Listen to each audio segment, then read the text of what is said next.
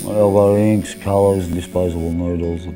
Yeah, I've got what, to my understanding, what tattoo shops have, but just in a more confined space. Backyard tattooing is extremely risky and dangerous. The best case scenario is you're going to walk away with a bad tattoo, and then, you know, it only gets worse from there. I don't know exactly what the health requirements are, but I just go by common sense. You're potentially exposing yourself to the same risk as picking up drugs on the street and injecting yourself.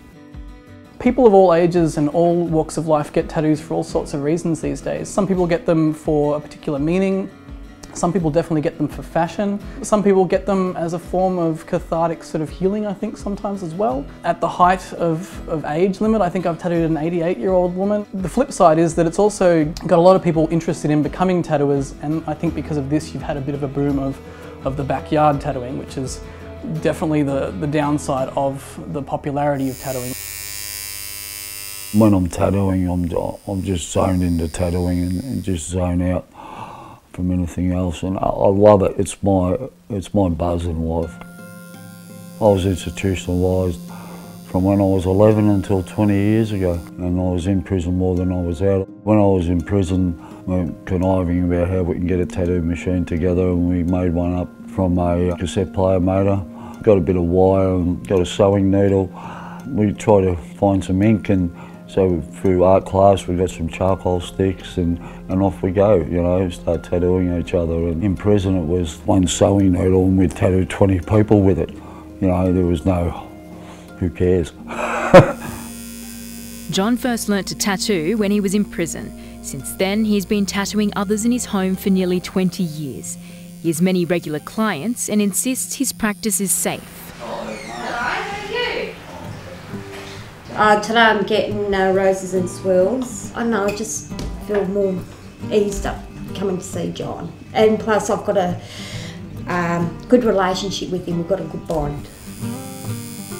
Some of the tattooers ask a lot of price that I can't afford. They say it's about $130 they'll charge you for an hour. My tattoo will be worth over close to $2,000 by now.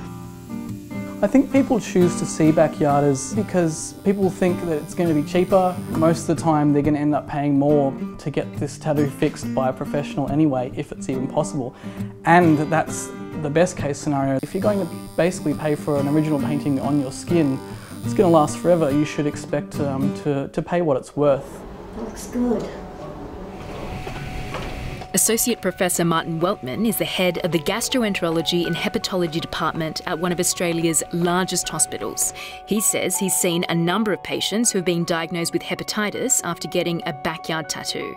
I think most people are not aware of the health risks when they go to a backyard tattooist. People can get infected at the site of the tattoo. The second group of risks would be the transmission of blood-borne viruses.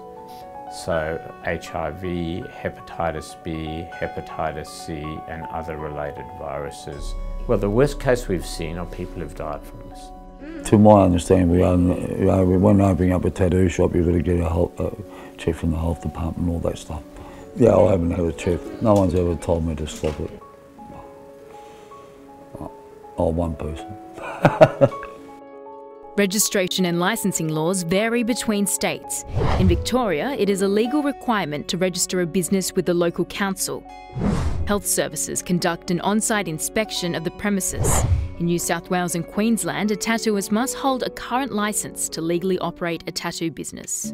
The Australian Tattooist Guild sees the current licensing and legislation as just irresponsible. It doesn't promote the integrity or the sustainability or the culture of tattooing. For amateur tattooing, there are definitely fines in place, but they're fairly small fines, to be honest, in the scale of things when you consider the risk to the public. Every tattoo we do, all of the needles are all single use. All of my equipment that could possibly come into any contact with the client at the time will be wrapped up with barrier wraps to prevent cross-contamination.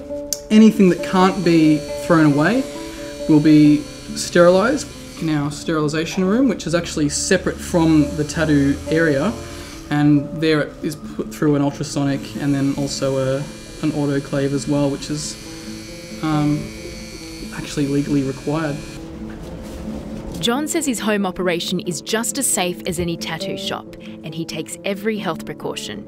He says the only difference is the price. Regarding health procedures, you know, I learned that experience, you know, from friends who are tattooists and, you know, who work in shops. I'm pretty cautious of what I need to do. I use VitaClear for bacterial. You know, I use 1 needle per, you know, disposable needles and tubes. I take my waste disposables to dispose of them at Healthworks and, you know, get a new container. The cost to society is huge. This person can't work. This person is on welfare. They're consuming huge amount of medical resources. They often have a carer, and we're talking about hundreds of thousands of dollars sometimes for one individual. All professional tattooists, you know, we've all got to start somewhere.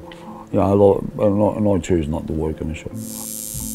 I got my first tattoo kit after my second tattoo, and I went on eBay to buy it, and it was only $120, which is a lot cheaper than going and getting lots of tattoos professionally, as bad as that sounds. It didn't come with any instructions, so I had to work that out myself, how to put the gun together and how to make it work. I watched a few tutorials on YouTube, and I just went from there. So in your kit you get the box that runs your tattoo machine, and it comes with a pedal and I'm going to call them prongs.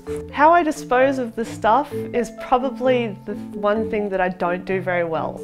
I do just grab the needles and the used stuff and throw it in the bin, and I feel sorry for anyone who stabs themselves. I believe that the doctors and the professional tattoo artists have a right to be worried because it could be dangerous. In my case, I'm not too concerned. If they think I'm putting people's lives at risk, then I just won't tell them. Buying equipment off eBay is a real problem for our industry. There's plenty of these DIY kits which are supposed to provide you with everything you need to be a tattooer. Unfortunately, they don't provide you what you need to be a professional tattooer, which is training and skill and artistic merit. You know, you can't just buy that on eBay for 10 bucks. We'd really like to see a limit or a restriction put on the sale of tattoo equipment. I really think it's something that through licensing the government can address. It's not like you can sell alcohol on eBay, so the fact that they're selling, you know, sometimes toxic ink which people are putting into other people's skin is just, it's appalling. If someone came to me and said they wanted to get a backyard tattoo, I would tell them, don't do that, don't regret it, because you are going to regret it later in life. Go and spend the money. But the procedure that I do regarding tattooing, you know, is safe. I'm very cautious health-wise. You know, I don't want to pass anything on. They've all got to consider the other person's body, you know. It's not all about what I want, you know, it's about consideration of the other.